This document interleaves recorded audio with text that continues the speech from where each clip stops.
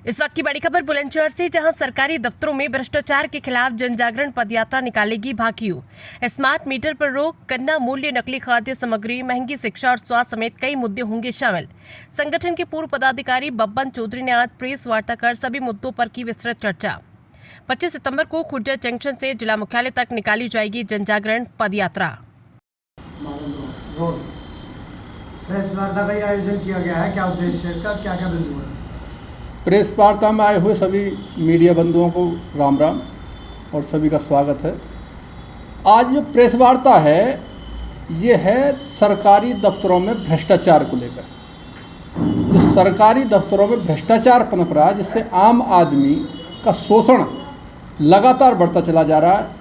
आपसे मैं एक सवाल करूं कि आप या कोई भी देश के अंदर, पूरे देश के अंदर मैं बात कर रहा हूं, एक भी यदि व्यक्ति ये कह दे कि काम सरकारी दफ्तरों में फ्री होते हैं या करप्शन नहीं है, तो बात अलग है। टोटल भ्रष्टाचार में लिप्त हैं सरकारी दफ्तर। बुलंदशहर पूरा जिला करप्शन में लिप्त है, उसको लेकर के प्रेस वार्ता है। दूसरी बात है महंगी शिक्षा। आज के दौर में किसान और मजदूर से जो शिक्षा दूर होती चली जा रही है। बस जब देश एक, संविधान एक, तो शिक्षा भी एक होनी चाहिए। तीसरी बात है महंगा स्वास्थ्य। आज हम देखते हैं कि पूरे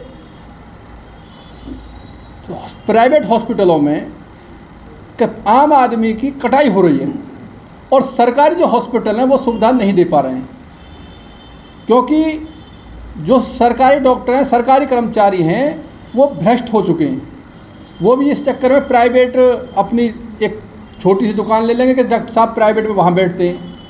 कर्मचारी वहाँ सही से सुविधा नहीं दे पा रहे हैं, क्योंकि मजबूर होकर के प्राइवेट में डॉक्टर साहब के पास जाएं। आप क्या कदम उठाना चाह रहे हैं, क्या संदेश देना चाह रहे हैं? तीसरी बात हमारी है जो नकली खाद्य सामग्री है, पूरे खुर्जा के अंदर, पूरे ज़िले के अंदर नकली पशु आहार, नकली मनुष्य आहार, नकली हर चीज़ बिक रही है।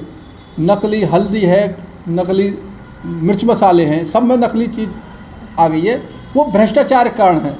तो उस पर समाधान घरों की घरौनी, पूरे बुलंदशहर अंदर, पूरे प्रदेश के अंदर घरों की जो घरौनी हैं 30% तक घरौनी बनी है और 70% तक प्रत्येक गांव में घरौनी नहीं बनी है। हमारा ये कहना है कि टोटल घरौनी वर्तमान आबादी के आधार पर बनाई जाए, जिससे कि सभी को मालिकाना हक मिल सके। पांचवा हमारा बिंदु है सर्किल रेट में बढ़ोतरी। जहाँ जहाँ ये भूमि अधिग्रहण सरकार करती है वहाँ सर्किल रेट नहीं बढ़ाती है। अभी हमारे 46 गांव हैं, उनके सर्किल रेट नहीं बढ़ाएगा, यूपी सीडा बढ़ाएगी। यूपी सीडा क्यों बढ़ाएगी? सर्किल रेट डीएम महोदय बढ़ाती हैं।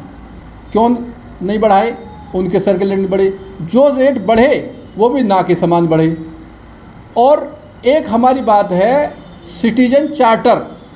सरकारी विभागों में कार्यसीमा का एक सिटीजन चार्टर हर विभाग में लगा होना चाहिए, जिससे कि जो भी समस्या है किसान की, मजदूर की, आम आदमी की जो भी समस्या है वो पढ़ ले कि ये कार्य इतने दिवस में पूर्ण हो जाएगा, जिससे करप्शन पर रोक लगे। और हमारी स्मार्ट मीटर पर रोक है। अगर स्मार्ट मीटर पूरी जगह लगाए गए, स्मार्ट मीटर का मतलब है कि जैसे मोबाइल रिचार्ज होता है, और मोबाइल रिचार्ज का अभी आपका रिचार्ज ख़त्म हो जाए तो तुरंत आपकी अधभर में कॉल कट जाएगी, बात करते करते कॉल कट जाएगी। अगर किसान का, मजदूर का, आम आदमी का बच्चा एग्ज़ाम की तैयारी कर रहा है, रात को उसका रिचार्ज ख़त्म हो गया तो एकदम लाइट ऑफ हो जाएगी, वो कैसे तैयारी कर पाएगा? स्मार्ट मीटर पर पूरी तरह रोक लगे। और मनुष्य और पशुओं की जो अनुचित MRP दवाओं पर लगी हुई है, जिससे 2 रुपये की गोली पे 20 रुपये MRP आती है और टोटल प्रिंट के हिसाब से वे बेची जाती हैं। इससे आम आदमी का सबसे बड़ा शोषण हो रहा है। जो गरीब आदमी है वो आज की डेट में मेडिसिन लेने में भी असमर्थ है।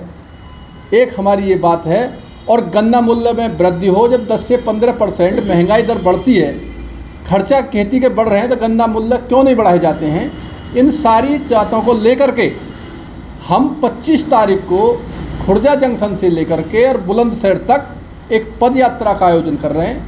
उस पद यात्रा के माध्यम से हम जन जागरण पद यात्रा, इसका हमने नाम दिया है, उससे हम जो आम आदमी है उसको जगाएंगे और अपनी बात हम प्रशासन के सामने रखेंगे। उसके बाद में ये जैसी भी स्थिति 25 के बाद में होगी उसके आधार पर निर्णय लिए जाएंगे।